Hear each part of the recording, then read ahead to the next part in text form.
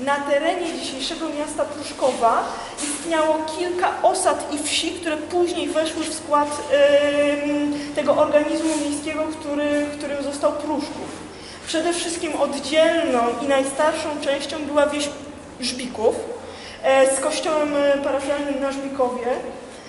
Troszeczkę bliżej, pod koniec XIX wieku, wyrosła osada fabryczna Żbikówek. Dzisiaj już Żbików i Żbikówek określamy jednym mianem Żbikowa. Istniała oczywiście wieś Pruszków i istniały zabudowania fabryczne tutaj położone na tym terenie. Zabudowania różnego rodzaju fabryk, chociażby fabryki ołówków Majewskiego. I tak naprawdę dwoma takimi największymi osadami był właśnie Pruszków i Żbików, cały czas rozdzielony. I to dopiero rok 1916 przyniesie połączenie właśnie kilku osad i wsi w jeden organizm miejski. My pokrótce powiemy za chwileczkę szerzej o takich wydarzeniach ważnych jak Bitwa nad Utratą, która miała bardzo, bardzo duży wpływ na sytuację tutaj samego miasta. Istotne są zniszczenia po bitwie właśnie nad Utratą w październiku 1914 roku. Później szerzej...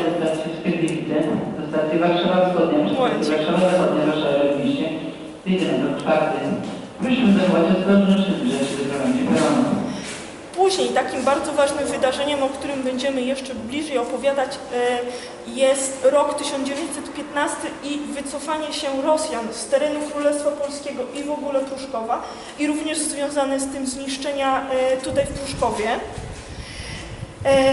Kolejnym takim ważnym wydarzeniem przypadającym na rok 1916 jest nadanie praw miejskich Pruszkowowi i działalność Rady Miejscowej Opiekuńczej. Rok 1917 zapisał się pewnym ważnym, patriotycznym wydarzeniem, którego pozostałość mamy cały czas na Żbikowie w postaci kopca Kościuszki. O tym też już na samym miejscu opowiemy. I ostatnie bardzo ważne wydarzenie, o którym będziemy kilka razy opowiadać w trakcie spaceru, to jest rok 1918 i rozbrajanie Niemców przez oddział POW w 3 miejscach w Pruszkowie. Tutaj na dworcu, przy Koszarach na ulicy Daszyńskiego, gdzie też będziemy, i na ulicy Bolesława Prusa. Wszystkie te miejsca Państwu pokażemy. Tak jak mówię, nie uda nam się zachować chronologii tak dokładnie, jakbyśmy chcieli, stąd te wszystkie skoki czasowe. Ale nasz spacer rozpoczniemy właśnie od samej bitwy nad Utratą. Tu kolega bliżej przybliży ten temat. A jeszcze... Dobrze, jeszcze zanim przejdziemy do całego meritum, zapraszamy Państwa na kolejne spacery na stulecie Pruszkowa, które organizujemy. Dopiero we wrześniu 2 spacery o okupacji niemieckiej w Pruszkowie w czasie II wojny światowej i spacer po Parku Potolickiego, przyrodniczo-historyczno-fotograficzny. Oprócz tego zapraszamy Państwa również na tematyczne spacery po Warszawie związane z tematyką powstania warszawskiego. One również będą się odbywać w sierpniu i we wrześniu. No i oddajemy głos Jackowi. Mówiąc o bitwie nad Utratą w 1914 roku, będziemy do tej bitwy jeszcze wracać przy każdym obiekcie, który będzie właśnie związany z tą datą 1914 roku, z październikiem 1914 roku. A sama bitwa nad Utratą, to musimy mieć tego świadomość, była elementem, przepraszam, większej operacji tak zwanej warszawsko-iwanogrodzkiej.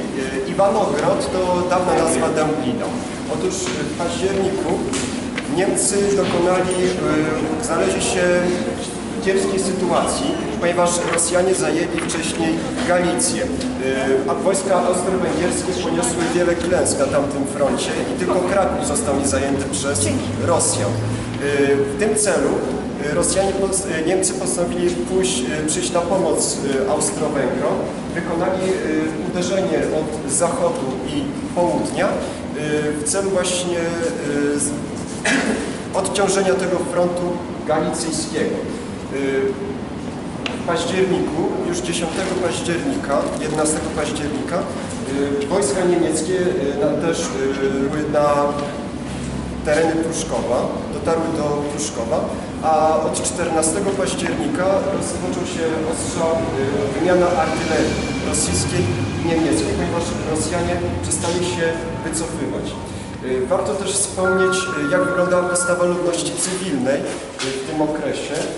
Wiadomo, że tutaj ludność tego Królestwa Polskiego, w tym też ludność Pruszkowa, odnosiła się jeszcze do bitwy nad Utratą, jeszcze do tego momentu dosyć przyjaźnie w stosunku do wojsk rosyjskich. Traktowano ich tutaj jako takich naszych, można powiedzieć, w pewnym sensie kibicowano im.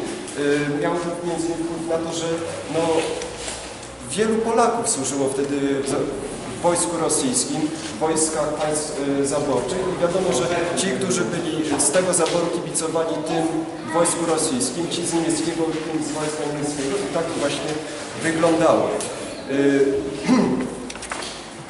Rozpoczął się wymiana ostrzału artylerii. Artyleria rosyjska stacjonowała na terenie szkółek Ozera na Żbikowie. Z kolei tutaj po tej stronie Warty stacjonowała artyleria niemiecka. Czy był to wyłącznie ostrzał artylerii? No, tego do końca nie wiadomo. Jeszcze przytoczę, na dalszej części spaceru przytoczę pewne fragmenty, pewne źródła, które mogą świadczyć o tym, że jednak mogło dochodzić tutaj do walk na bagnety, czy do ostrzału piechoty rosyjskiej i niemieckiej. Natomiast, żeby nie uprzedzając faktów, ten ostrzał artylerii doprowadził do wielkich zniszczeń na terenie Pruszkowa. Ucierpiały na tym zarówno fabryki wielkich przedsiębiorców, jak i zwykłe domy mieszkalne. Warto wiedzieć, że około 100 domów po tej bitwie szacowano, że były w całkowitej ruinie.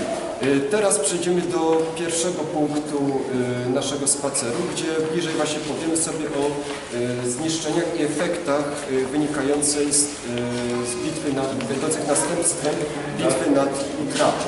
A gdzie były rozmieszczone artyleria niemiecka? Na pewno na obszarze Helenowa. I Niemcy też urządzili... Mówi się, że Rokitna, terenu Rokitna strzela. I na pewno Pęcic. Na pewno w Pęcicach była rozmieszczona też artyleria niemiecka, co skutkowało też podobno trafił z Rokitna kościół w Rażbikowie, czy z Rokitna? Też. Natomiast wiadomo, że sztab niemiecki i ich artyleria główna to też w Pęcicach były. Które oczywiście nie są częścią Pruszkowa, ale blisko się znajdują i ten ostrzał artylerii nie zawsze jest precyzyjny. Nie było współczesnej technologii, więc ucierpiały budynki zarówno w Pęcicach, w Pruszkowie, na Żbikowie. Jednym z takich też budynków był pierwszy dworzec w Pruszkowie, wybudowany w momencie, kiedy odbudowano linię kolei warszawsko-wiedeńskiej. On jedynie tylko troszeczkę ucierpiał. W kolejnym roku, w 1915, on został praktycznie cały zniszczony. Ten budynek dworca, w którym my się dzisiaj znajdujemy, jest budynkiem z okresu międzywojennego z roku 24. Warto tylko zaznaczyć to, że najprawdopodobniej do odbudowy dworca użyto murów tego pierwszego dworca murowanego. Po prostu wykorzystano to, co zostało. Tutaj mamy zdjęcie właśnie tego dworca sprzed I wojny światowej. Pochodzi ono z albumu rodziny Wolframów. z takiej no, dosyć znanej rodziny, która mieszkała tutaj właśnie od końca XIX wieku. Między innymi takim zasłużonym, znanym był lekarz Aleksander Leszek Wolfram. Wolframowie, to już nie będziemy się może zatrzymywać, mieszkali przez pewien czas w kamienicy tutaj położonej na ulicy Sienkiewicza, po drugiej stronie właśnie ulicy Sienkiewicza. To zdjęcie nie jest może najlepszej jakości, ale jest to właśnie zdjęcie przedstawiające ten dom Wolframów. Proszę zwrócić uwagę, że no, nieznacznie ta ulica Sienkiewicza, wówczas jeszcze nie Sienkiewicza, różni się od stanu dzisiejszego. Proszę pamiętać... Słucham? No te budynki z 1914 roku teraz są tam z renowacji uległy, tak? Czy jeden wyburzony? Jeden wyburzony i postawiono w sumie no, stylizowany budynek właśnie na taką kamienicę. Za plecami będziemy mieć zabudowania fabryki ołówków, między innymi, ale to też jeszcze o wszystkim tym opowiemy. Co, ruszamy? Tak. No to...